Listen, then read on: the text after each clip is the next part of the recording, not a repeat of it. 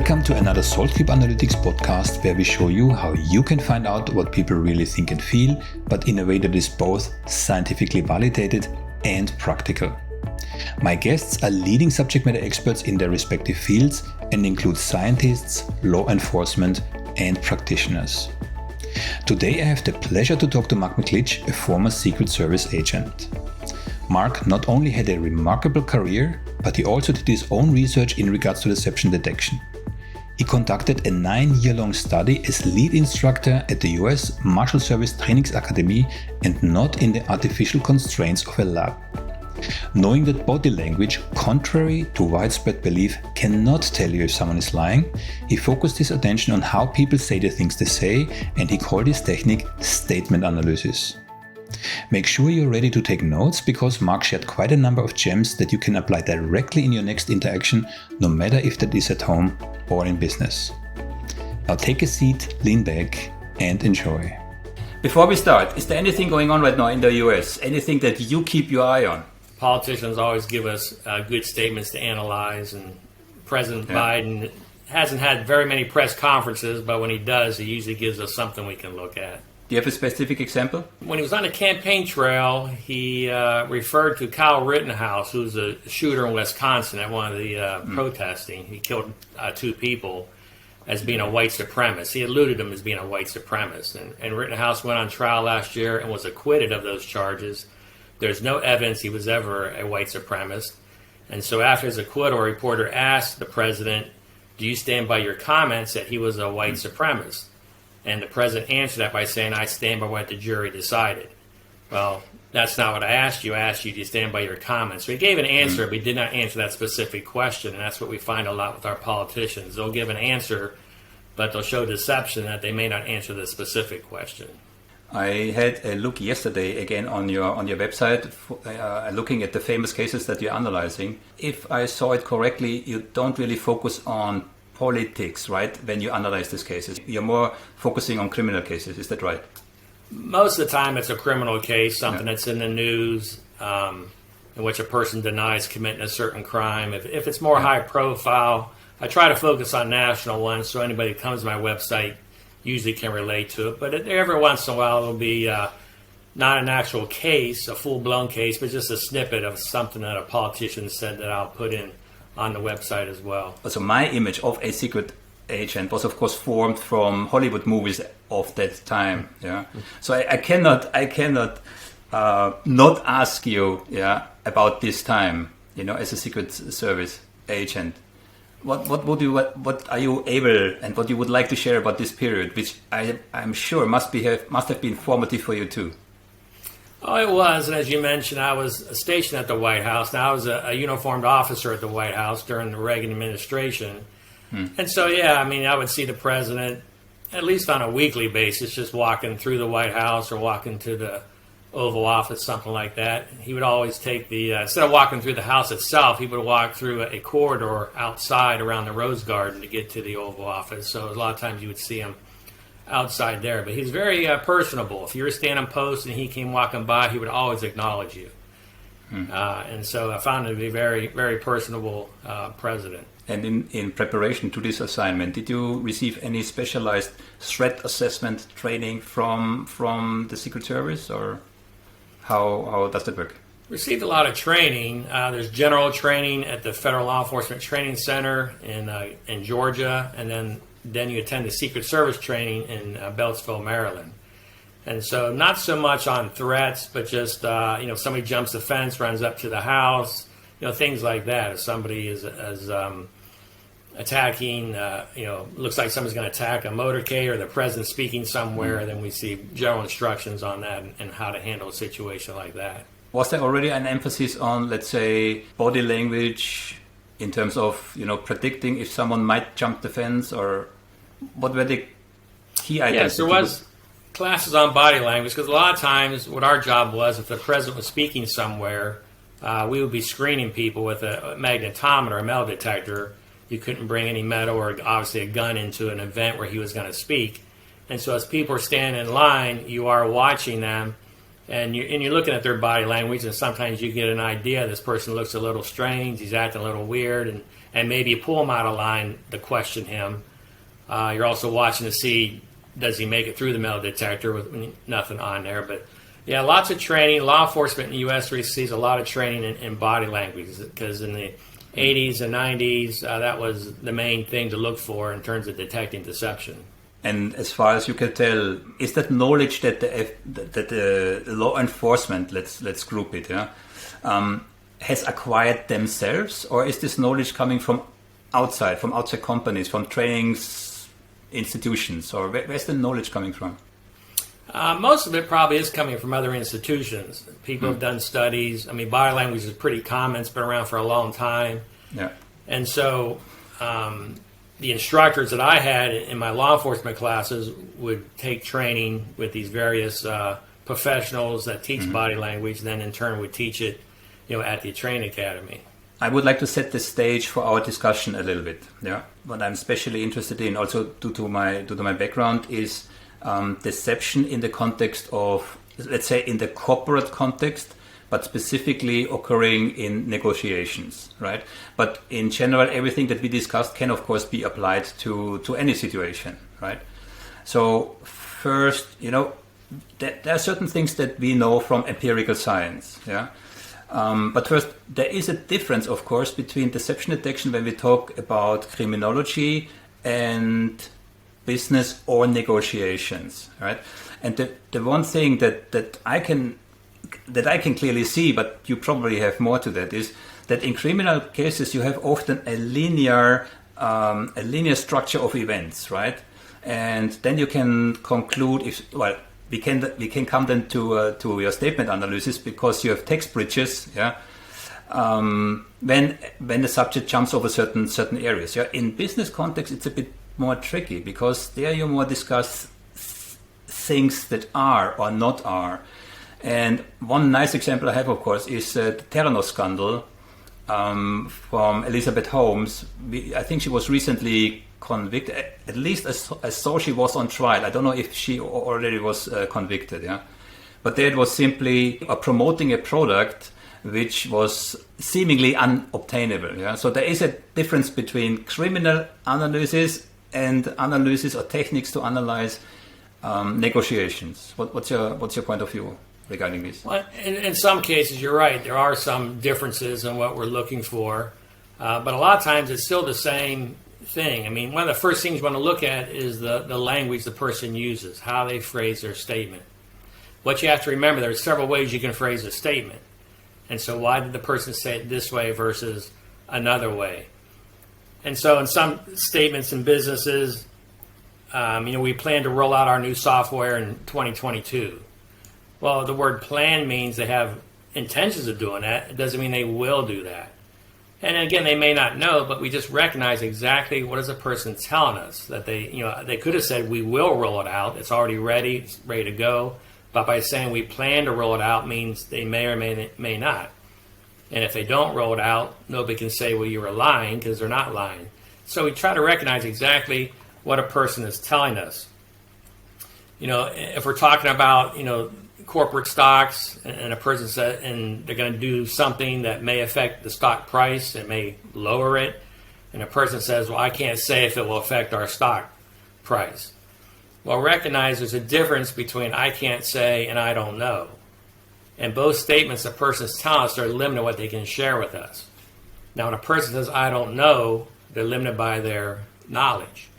But when a person says I can't say, they're probably limited by something else. Now, in a criminal case, it's probably I can't tell you or else I'm going to get in trouble.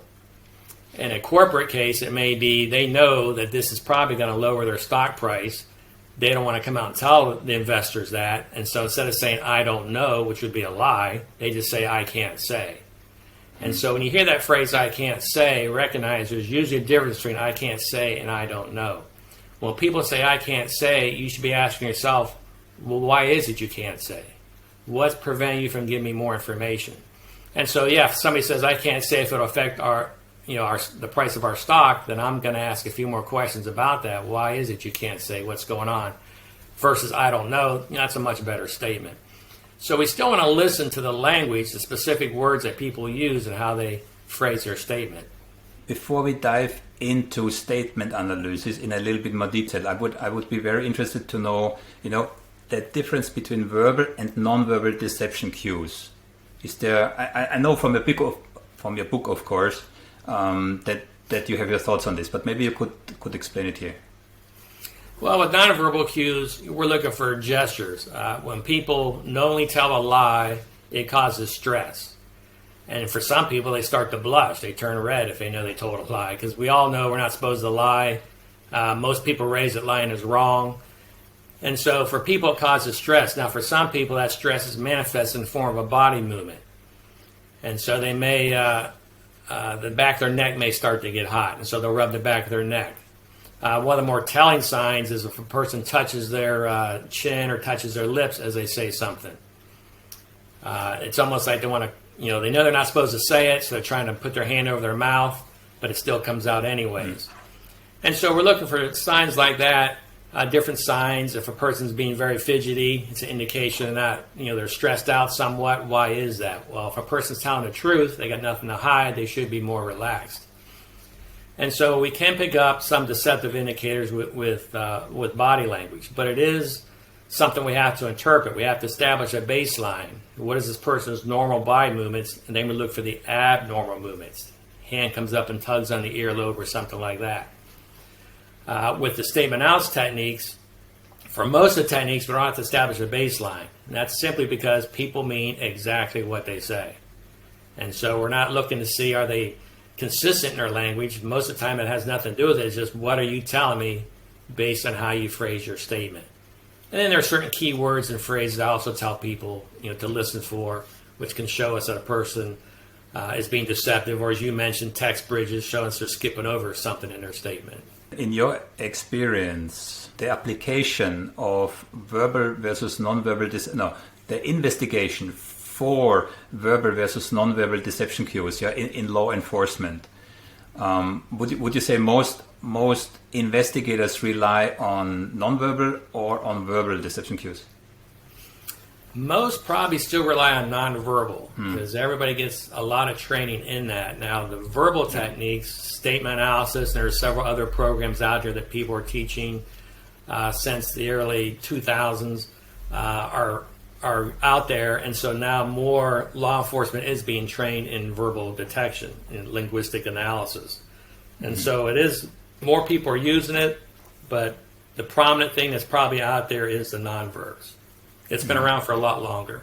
Before we now really go into verbal, I heard you saying, I don't recall on which show, but I heard you saying you were also trained on non-verbal cues, and that you also can detect deception via non-verbal indicators. But what led you then, there has to be a special interest on your side, because you could have gone that way, right? So what was the aha moment, yeah? What led you in direction of verbal is probably better than non-verbal? What was that moment? Well, when I went to the training academy, they asked me what I wanted to teach, and I said, well, I like to teach future investigations and operational planning, but they also asked me, will you teach interviewing techniques?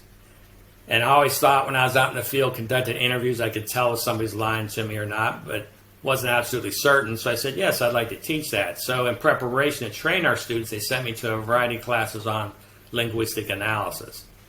And as I got into it, I found it to be absolutely fascinating what you could discover if you just listen to what a person is saying. And so I taught the academy for 9 years, and what I did then is I wanted to verify these techniques, are they true, but I also wanted to see if I could discover new techniques. So I did my own studies for the 9 years I was down there, and continued to do studies even after I left the academy. But it gave me the ability to develop then the statement analysis techniques to detect deception in a verbal and written statement. And so I would say probably half the techniques I teach today I discovered on my own. The other half have already been out there. And so, a lot of people still are also teaching what I teach, but I discovered that's fine. That's what happens to get passed around. But again, probably 50% of what I teach I discovered on my own through my own studies. I interviewed Avinoam Sapir last week, I believe. His technique is overlapping. There's also Jack Schaefer, right? Yes. he dedicated his own PhD thesis, his whole PhD thesis, onto text bridges. Right, was also a very interesting approach. So yes, there are overlapping techniques, but I have to say, your course, which I took about 2 years ago, was the first one where I really looked at this in detail. And what I found, there is, intuitively it makes sense. Yeah, I have most of the key points from your course, also from Jack Schaefer, and there is Steve Farnell. Yeah, I have on the slide here to compare. Yeah, intuitively it makes sense. Yeah, but it's really, really hard to keep all of that in your mind when you actually read something. And even if you read it 3, 4, 5, 6 times, it's quite a list here. It's not as easy as it seems. So it definitely, I believe, requires not only some initial training, but some continuous training to keep this practice up. Yeah. So are you still in training, Mark? Are you still on top of your game? Oh, I'm always in training. I'm always looking for new things, new patterns of language that people use. But you're right. It does. It takes some training. It takes practice in analyzing statements. But the main thing is as I mentioned, what does this person tell me based on how they phrase their statement? And again, I give people certain keywords to look for, to listen for. But you'll analyze a statement, and you're not going to see every point of deception. You're going to always miss something, but you do the best you can. And obviously, if you read it a second time, and it happens to me, I'll read a statement a second time, and sometimes I'll see things in the second reading I didn't see in the first reading. It was always there, but we're humans, we make mistakes. But the more you practice it, the more things start to pop. That light bulb in your head turns on when you see certain words and key phrases that let you know that the person is being deceptive. To your knowledge, what are the most common misconceptions about verbal communication, not deception detection, verbal communication? Yeah. To give you one idea, so people very often believe they are largely in control over what they are saying. What's your take on this? Yeah, people do think that, but what I found is that people will phrase their statement based on all their knowledge, which means their statement may contain information they did not intend to share. If they know they committed a certain crime, or if they know they're lying, that will affect how they phrase their statement without them realizing it. And that's what I tell people. You can consult an attorney, you can talk to them, but just give me a statement and I'll tell you if that person's being truthful or deceptive, because people's words will betray them, and people just don't realize that, why they said it a certain way, because it's based on all their knowledge. All their knowledge, again, affects how they're going to phrase that statement. I'm not sure if you're aware of James Pennebaker's work. He focuses on pronouns, on the little words. Yeah? He divides our words in function words and content words. Yeah? Content words like table, sky, Mark, Thomas, microphone, whatever. Yeah? And function words, pronouns, articles, auxiliary words, etc., right? And studies show that the function words are actually processed in a different part of the brain which escape our conscious attention. Yeah? But what's interesting in regards to those function words, you as a native speaker, you have probably a vocabulary of 100,000 words in your memory, and you're using 25,000 actively. Yeah. So from those 100,000 words, only 450, that's 0.5%, are function words, but we're using them 55% of the time. Now again, if you consider that those function words, which we use 55% of the time, are processed in a different part of the brain that escapes our conscious awareness, right? Coming back to Pennebaker, these are the words that can tell us not only if someone is deceptive, but also rank, status, age, gender, etc. Yeah. Are those considerations that you include in your analysis? I'm not familiar with his studies, but no, that is not something I would consider. Again, I'm just going to look at what the person is telling me. I mean, they could have a PhD. They could have a GED, a high school dropout. It doesn't matter what their vocabulary is like. Just give me a statement. I'm going to look at how you phrase that statement, the certain words you use, and I'll be able to tell if you're being truthful or deceptive.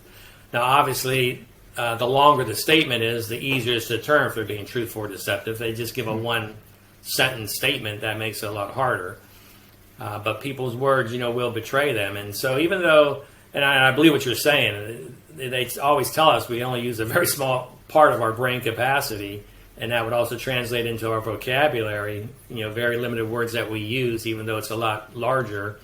But within that vocabulary that we're using, words will betray them based on how they phrase their statement. Mm. But I know from your course, you definitely include pronouns and articles, right? Absolutely. Especially, I think, pronouns specifically, but also articles. And correct me if I'm wrong, I recall a statement, and I believe it was from you. You gave it as an example. It went something like this. A statement given by a woman, and she said, someone came from behind, put something over my head and put me into the car, right? I believed it came from you, and I'm pretty sure you spotted it already. I said it again. Somebody came from behind, put something over my head and put me into the car. Yeah, I don't know if that was my exact statement, but what you're picking up there is the article the car. The article the is a definite article. It means you definitely recognize whatever you're talking about. Like we always refer to it as the moon because there's only one moon, so we know what moon we're talking about. But the indefinite articles a and an are used when you're talking about something you're not familiar with, like a car versus the car. So by her saying he put me into the car indicates she recognized that car, indicates she's either a willing participant or more than likely is making up the story. So it should be, a car. And so, as you point out, articles are something you definitely want to take a look at when it comes to detecting deception. The next point that I have on my list, and again, I have some questions here, and I have parts of your course here. And coming back to what Avino Amsapia told me last week, people don't listen, right? And I think you also already said it. So, what's your comment on here? Oh yeah, too often we want to interpret what somebody has said. We hear one thing and we interpret. You should never interpret when you analyze a statement because people mean exactly what they say. And one of the examples I give is the riddle, there were two frogs sitting on a log, one decided to jump off. How many frogs are left sitting on the log? Well, the answer is two because the frog didn't jump. It just said one frog, decided to jump off. But that didn't say it did jump off. But a lot of people hear that and they visualize two frogs sitting there, one taking a plunge. That's not what was said. And so when we analyze a statement, we do not interpret. But too often people do interpret, and as you point out, they're just not listening to what the person is saying. Or in some cases, the person will give an obvious deceptive indicator like the car versus a car, but we just don't hear it. We're not paying attention. What would be your recommendation in terms of how to ask questions? Well, we want to ask specific questions. The first thing we want to do is get a statement from somebody. If we're talking about, in law enforcement investigating, or even in business, about the company itself, let's get a statement from them.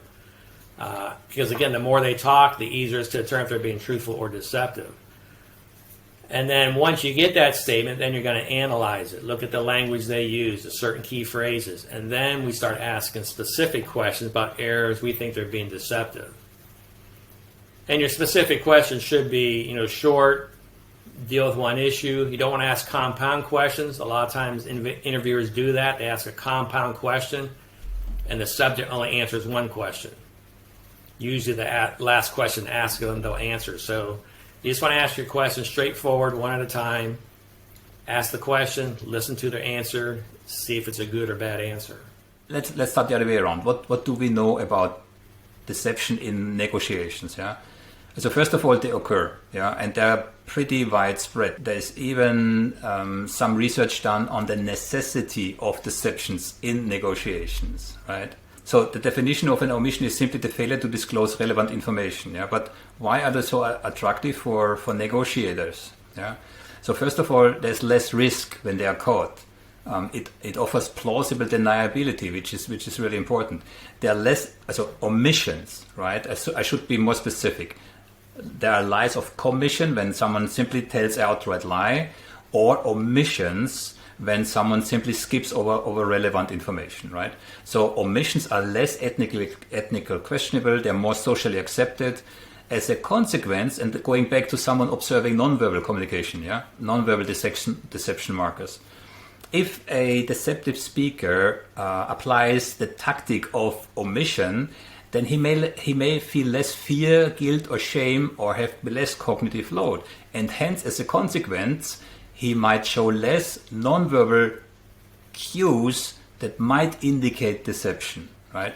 So all of that combined makes it very attractive for professional negotiators to apply that type of strategy. And here is where your technique comes in. Yeah, tell us, what's your recommendation in terms of how to best spot indicators, because that's all we can hope for, of someone omitting crucial information? Well, as you mentioned, the most common form of lying is by omission. And people give us a truthful statement, but it may not be the whole truth, and they're withholding some information. And so again, you're looking to see how they phrase their statement. In the statement, we're the fastest growing automaker in the country. All right, that sounds good. It's a positive statement, but what do you mean by fastest? They'd like us to believe they sell more cars than anybody else, but that's not what they said. By fastest, it may mean they've hired more employees this quarter than any other country or any other automaker. Okay, so that's a true statement, but that's not necessarily what we were looking for. Or it could be we developed more plants this year, automaker plants, than any other automaker. But that's what you just, again, you don't interpret that to say, okay, they're the biggest company, they sold more cars than anybody else. They're just simply the fastest. And then you're going to ask a few more questions about that, like in an investors meeting. What do you mean by fastest? Get specific with it. And so it's a truthful statement, but they're probably skipping over something in that statement. And so, as you mentioned, when people lie by omission, it puts them at ease because they're giving you a truthful statement. It probably does produce less body language techniques, tells, because they're giving you a truthful statement. We just want to follow that up with some good follow-up questions. I think you said the crucial thing here. Yeah, there are indicators which should prompt an experienced negotiator to circle back at a later time and try it from a different direction, right? That's what you mean. Yes. Yeah. Now, there's some unique words I tell people to listen for that indicate deception. And one of the unique words is the word never. And you have to realize the word never does not mean no. The word never is a negative word, so it often fools the interviewer into believing the person is giving a good denial, but you can't use the word never as a substitute for the word no. So if a person was asked, did you file this report? And if they answer by saying, I've never seen that report, well, they just use the word never in lieu of the word no. Instead of saying, no, I did not file that. That's the answer we probably want to hear. So we're listening to see how they use the word never. You can use it in an open statement, I've never done something, that's fine. But you can't use the word never in lieu of the word no. And so when you're asking these specific questions, did you do this, did you do that? If they say, I never did that, that's an indication of possible deception then. I have a list here where I compare certain techniques, and from you, what I found, again, and we briefly discussed this already, so you have a strong emphasis on listening, If I read this out here, and we can maybe discuss one or two of them. Yeah, of course, listen to the person's language, right? Maybe explain what you mean by that. Language and the change of language. Well, again, it's just how they phrase their statement. Again, they say, we believe this is going to happen. We believe we'll hire more employees by the end of the year, something like that. Well, again, the word believe isn't a definitive statement. We will hire more employees. That's a good statement. But by saying we believe, means there's some uncertainty there. And that maybe they don't know. In some cases you don't know, so that's what you say, we believe. But recognize exactly, what a person is telling you based on how they phrase their statement. I meant more in terms of the change of terminology within statements, right? So for example, a person uses car, vehicle, and after then again car, or gun, pistol, gun. Yeah, everybody has what I call their own personal dictionary. Certain words mean certain things to people. And what you'll find is that there are no synonyms in statement analysis. As you mentioned, car means one thing, vehicle means something slightly different. Now, it may refer to the same automobile, but the word car means one thing, vehicle means something different. Now, when it comes to car and vehicle, typically most people call it a car. That's more personable. In law enforcement, we like to use the term vehicle a lot. But when a person's car becomes damaged, sometimes they'll refer to it as a vehicle then, or it becomes disabled. So to that person, the word car means it's operable. The word vehicle means it's disabled. And so we look for changes in language like that. But too often they'll read a statement and the person will refer to it as a gun, then they'll refer to it as a pistol, and they just keep on reading it. Well, recognize, no, pistol and gun do not mean the exact same thing. There's an absolute reason why that language changed. And we're looking to see, is there a justification for the change in language?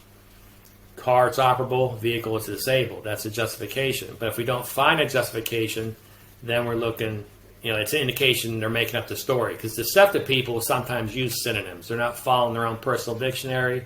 They're making up the story. And so they unknowingly will refer to something using two different nouns, two different words to describe the same thing. So what you're saying is there may be a justifiable reason that the terminology has changed.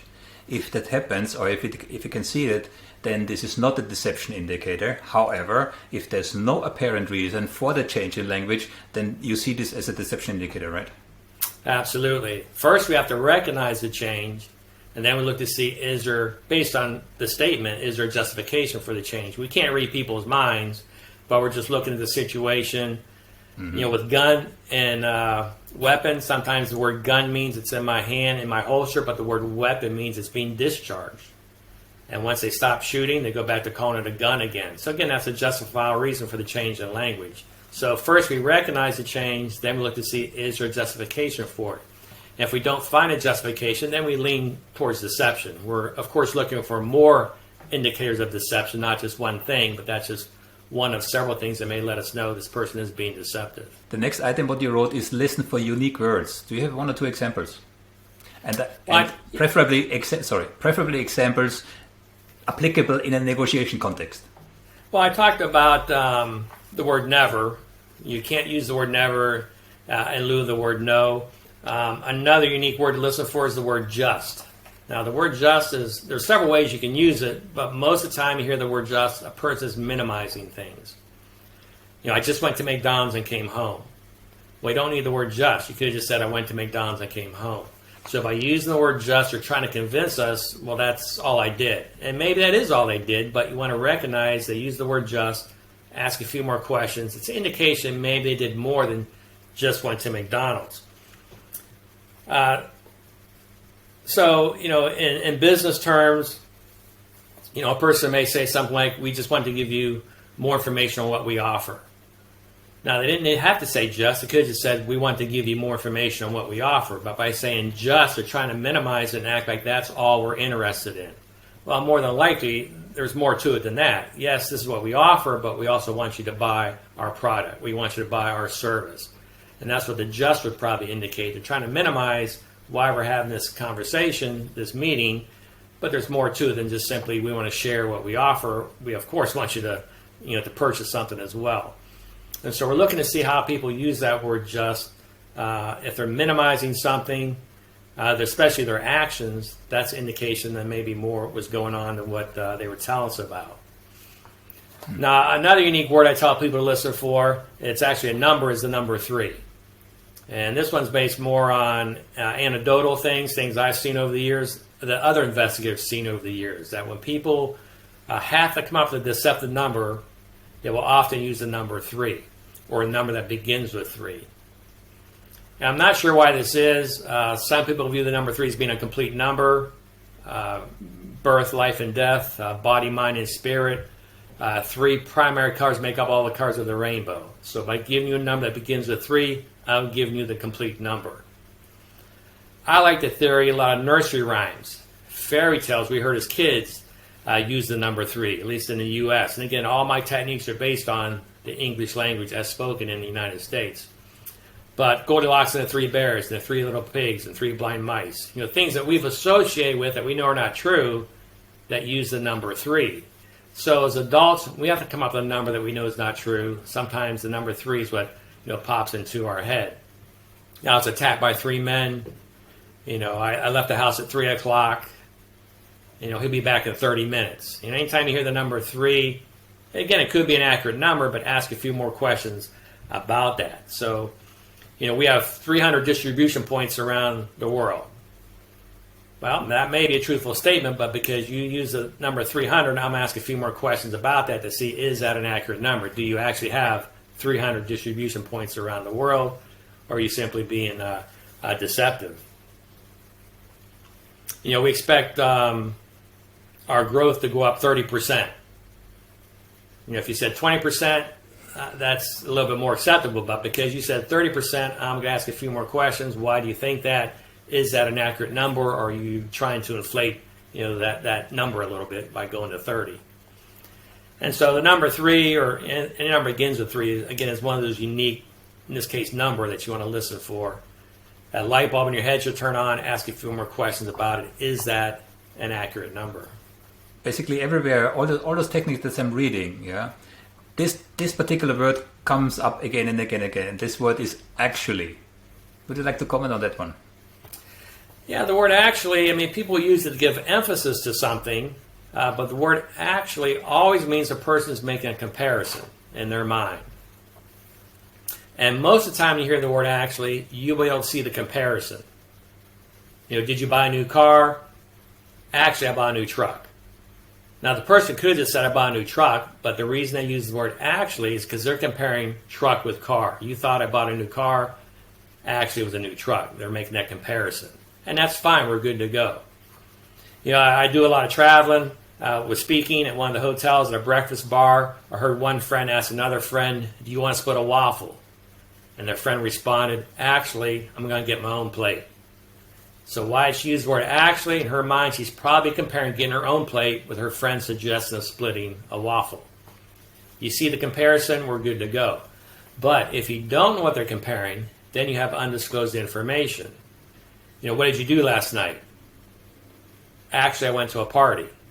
Now, the best answer is I went to a party. That answers the question. But by saying, actually, I went to a party, absolutely tells us. In this person's mind, they're comparing going to a party with something else. Something else that they want to do, or maybe something else that they did do. Maybe they committed a crime. I'm not going to tell the investigator that, so I'm just going to say I went to a party. But because in their mind they're thinking about making this comparison, they unknowingly use the word actually. So it's a word you want to listen for. Probably 50% of the time, just in general conversations, you can see what they're comparing. There's no deception there. But if you don't know what they're comparing, then you have undisclosed information and want to ask a few more questions about it. Okay. I think worth mentioning is that if I understood you correctly, then you emphasize that every word that's not needed, I wanted to say that's actually not needed, yeah. Every word that's not needed is especially interesting. Maybe you can explain why. Yeah, the shortest sentence is the best sentence. Extra words always give us extra information. Now, in a truthful statement, it might be like an adjective. I saw Bob in his blue truck. Well, you don't need the word blue. You can remove the word blue and the sentence still makes sense. I saw Bob in his truck. So the word blue gives us additional information. We know the color of the truck. It's also an indication maybe Bob has another truck that's not blue, and that's why the person made a distinction.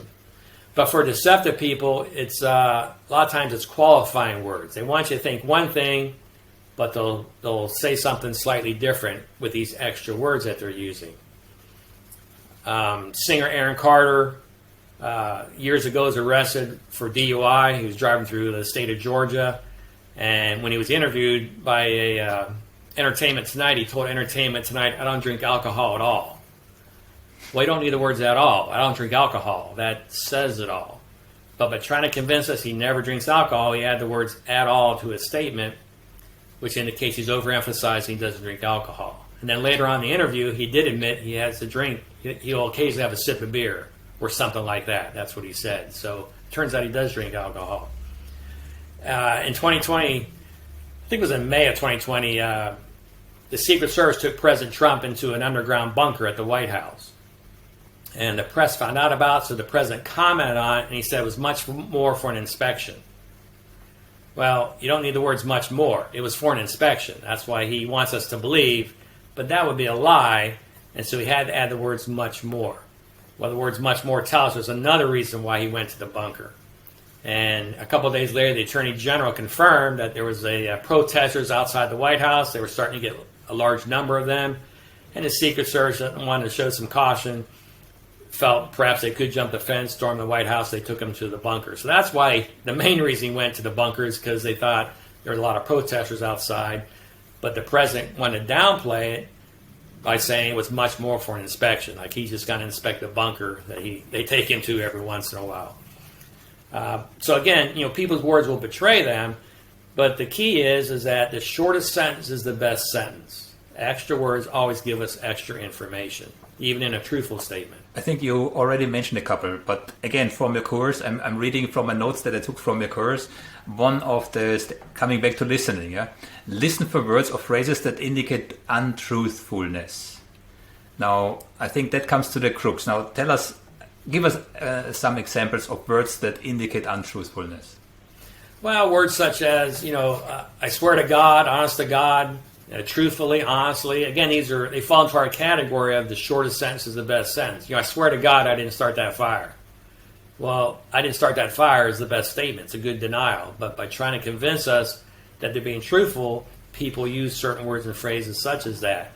I swear my mother's grave. There's a lot of them you could add to that list, really, frankly. And so you listen for those words and phrases. Now, in business terms, most of the time you're not going to hear somebody say, I swear to God, our stock is going to go up. That's kind of blatant, pretty obvious there. But it may be more subtle. They may say something like, believe me when I tell you, our stock will go up. Well, again, that phrase, believe me, is the same thing as saying, truthfully, honestly.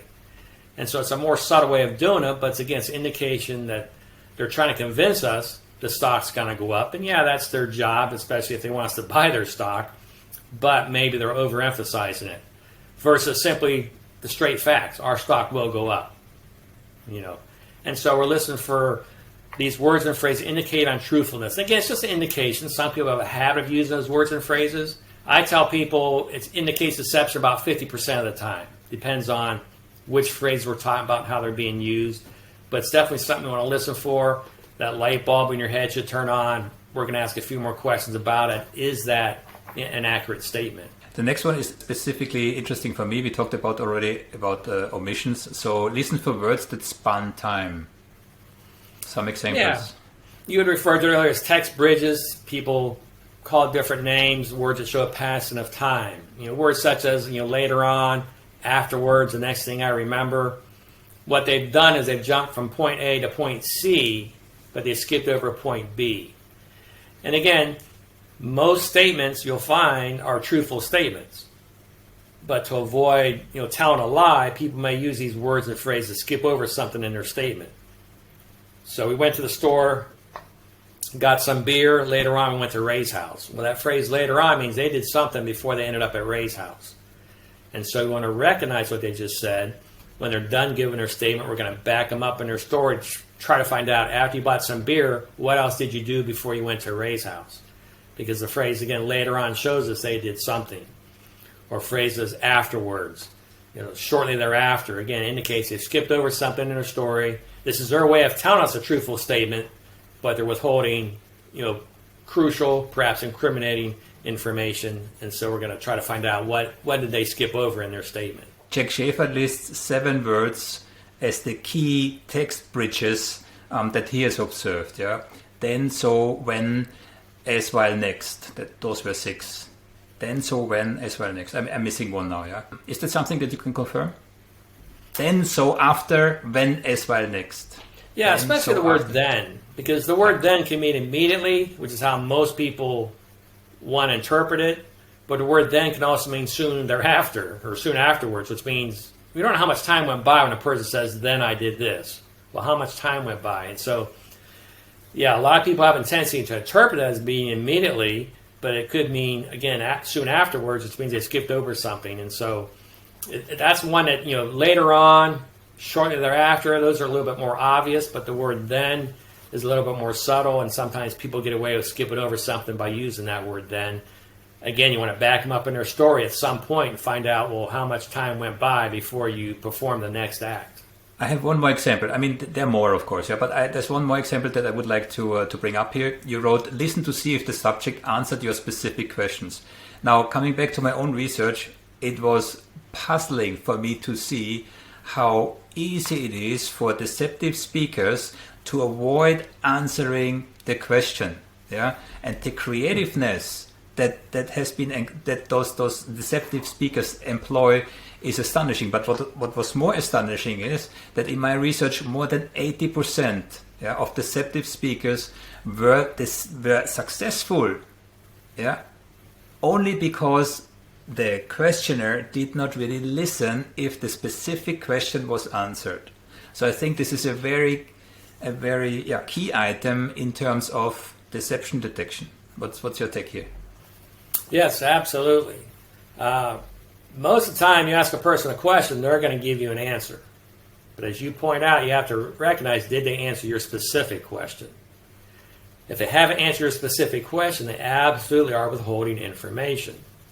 And too often, again, we interpret it. They gave an answer, and we think they answered the specific question, but if you listen closely, you realize they haven't. A parent may ask their child, did you take a cookie? And the child did take a cookie. He doesn't want to lie and say no, so he may answer by saying, I don't like those kind of cookies. Well, that may be a truthful statement, but that's not what I asked you. I asked you, did you take a cookie? But by saying, I don't like those kind of cookies, the parent interprets that as being, well, he must not have taken one if he doesn't like them. And so we're listening. Yes, you've asked a question. They're giving you an answer, but did they answer your specific question? Has your company received any citations, OSHA citations? And they may respond by saying, we've always been a safe company. That may be a truthful statement, but you didn't answer my specific question. Have you received any citations? And so the answer is probably they have. They don't want to admit to that, so they just come out and say, well, we're a very safe company. Probably, again, a truthful statement, but you haven't answered the specific question. And it happens a lot where deceptive people give an answer, but they don't answer that specific question. And so you want to recognize that. And at this point in the interview, you just want to ask it again. Throw it right back at them. You keep asking, hoping you'll get a truthful answer from them. Most people are no better than chance level, flipping a coin when it comes to deception detection. It doesn't matter non-verbal or verbal. Yeah? Specifically with your technique, right? How much could a interested practitioner, I'm not talking about law enforcement, let's say somebody from management taking your courses, where do you see this, in which region do you see such an interested practitioner increase upwards from the 50% accuracy? How far could that go? Well, I did a study on this. I had 100 people. I had 50 people took my course, my on-demand training course, and I had 50 people who said they've never received any training in linguistic analysis. And then I had them look at, I forget how many statements it was. I think it was 10 different statements. That some showed deception, some did not. And the people, I think it was 5 were deceptive, 5 were truthful statements. And the people who had no training were around 50%, because you can just guess at it, and you got a 50% chance of getting it right. But the people who took my course, I think it was 89% were able to detect all the deceptive statements. I mean, several people detected all 10 of them, 100%. Most people were 100% or 90% tile. Then you had a few who maybe dropped down to like 70%, but it averaged out to around 89% with the training. And so it did show, and it's on my website, statementanalysis.com. You can view the study there, the breakdown.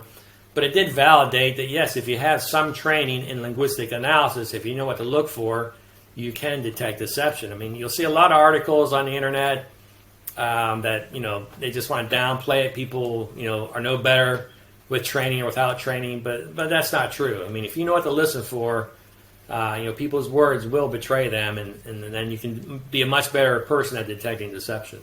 I have your website actually open here. Again, for me, especially interested is the analysis of some famous cases, and I see that you update them There are already quite, how many are there? I don't count them, but there's over 40 cases there right now. 40, yeah. And and I encourage people to go to my website and just, as you mentioned, just review the famous cases page. Yeah. And by reading my analysis of some of these famous cases, most of them are in the U.S., but you pick up on some of the techniques, what to listen for. Because anything I see in those statements, I pointed out and explain what it means, why it indicates deception, so you can learn some of the techniques just by reading these famous cases. How do you pick those cases? What makes a case for you interesting enough to spend, I don't know how many hours to analyze it? What's the trigger here? Usually I like it to be of a national interest in the news in the U.S. so that people are reading it can relate to it. I mean, I'll get emails from people. It'll be like a local case. Somebody disappeared. They're interviewing the spouse. And I sometimes will provide an analysis for that person, but I usually may not post it on my website because it's just not national interest. So anything that seems to be of national interest, especially if it involves a politician or a celebrity that people can relate to, then I'll... More so, though, if I can get a hold of a transcript. Now, a lot of times we have big cases in which people maybe give a very short interview, but they're just keeping quiet about it, or there's no transcript of the interview, and so there's not much I can do with that. But if I can get a hold of a transcript of an interview that somebody did, then I will analyze it and post it on my website. Transcripts are very easy to come by these days. So the technological advancement just from the last 12 to 24 months is staggering, right?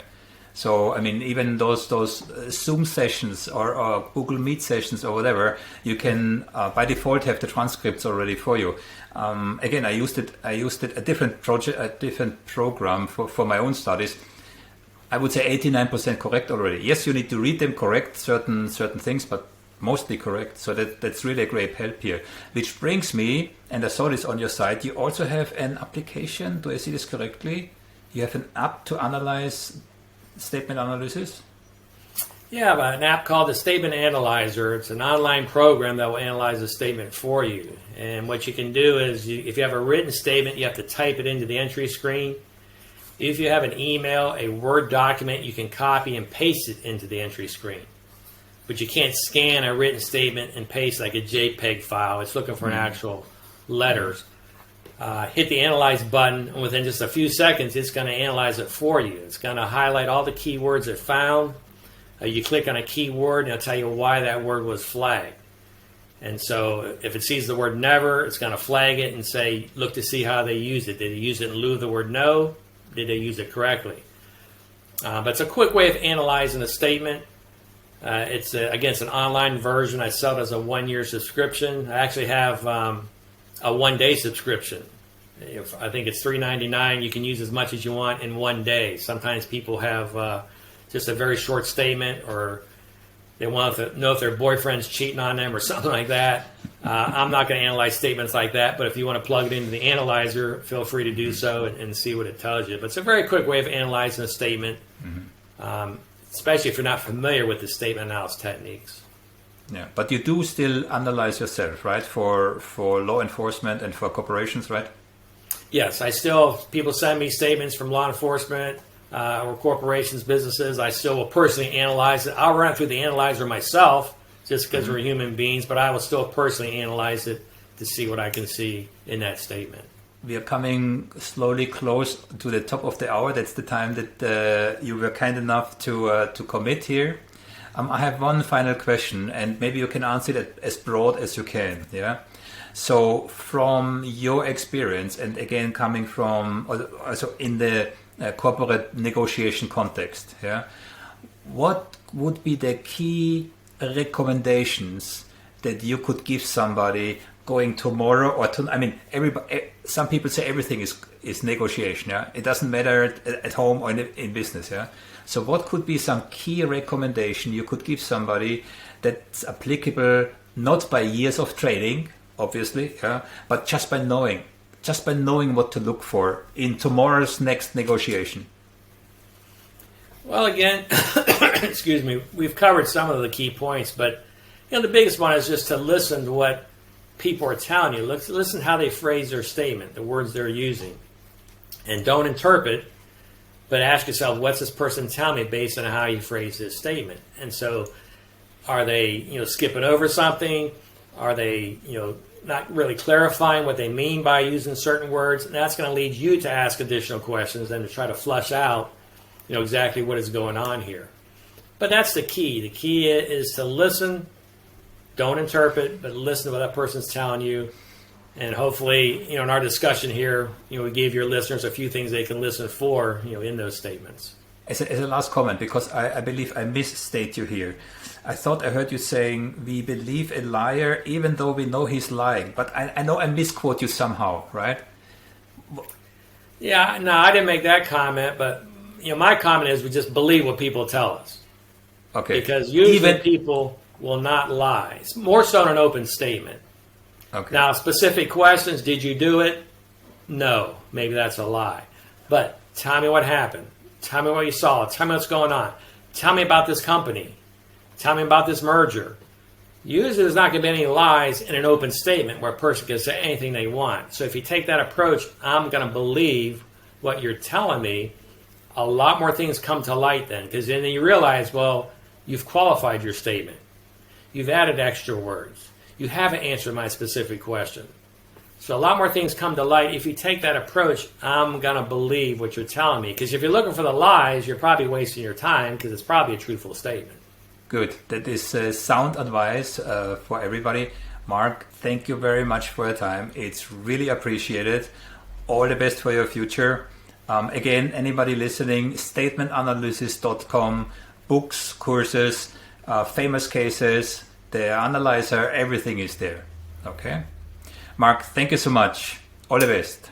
Thank you, Thomas, for having me on.